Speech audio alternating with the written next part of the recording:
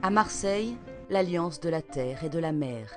Des origines du Fort Saint-Jean à l'avenir et le Mucem, ici, il s'est agi de donner du sens au territoire, de rendre son sens au temps. Donc ici, nous sommes sur le Fort Saint-Jean. Le Fort Saint-Jean, c'est la partie patrimoniale et historique de l'ensemble du projet Mucem. La deuxième partie étant bien sûr le bâtiment de Rudy Ricciotti, et les deux étant reliés par cette passerelle en béton qui est derrière moi, où on voit que l'ensemble s'inscrit dans un site urbain, dans le site urbain marseillais, avec d'un côté l'entrée du Vieux-Port et de l'autre côté des éléments importants de Marseille, comme la Major notamment.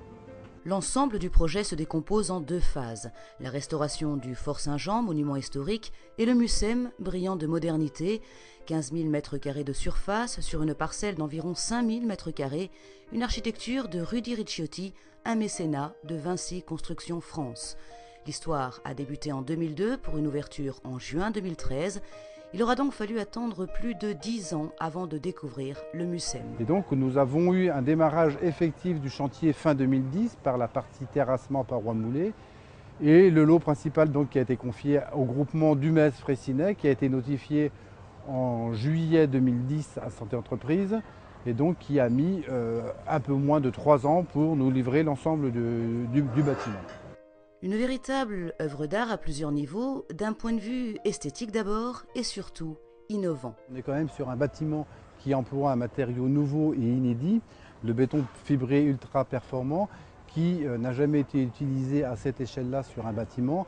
Des heures d'ingénierie, des centaines de dossiers administratifs complexes pour créer un musée, une structure unique au monde. Les principes constructifs structurels de la résine qui est derrière moi ou des potences qui sont ici avec ce matériau sans acier, avec une densité extrêmement forte, n'ont jamais été pris à cette échelle-là et pour avoir les autorisations administratives et réglementaires de la part des bureaux de contrôle, le fait de pouvoir assurer le bâtiment sur une garantie décennale, nous ont obligés avec Rudy Ricciotti et avec les entreprises à tout un ensemble de démarches administratives. Le jeu en valait la chandelle. Marseille, capitale de la culture 2013, offre aux Phocéens, avec le Mucem, une vitrine qui n'existe nulle part ailleurs. On a l'impression d'avoir une légèreté de ce voile.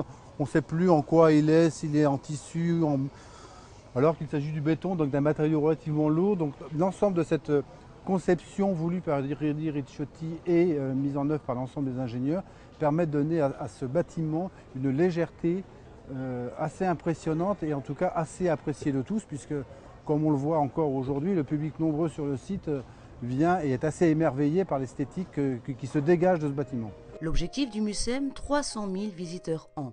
En un mois d'exploitation déjà, 100 000 personnes sont venues admirer la nouvelle fierté de Marseille, le Mucem, à la croisée de l'histoire et de l'avenir. Ce bâtiment qui est ultra contemporain avec une qualité esthétique très très forte, j'allais dire presque une âme forte parce qu'on y a laissé tous un petit peu un morceau de nous là, dans ce bâtiment-là.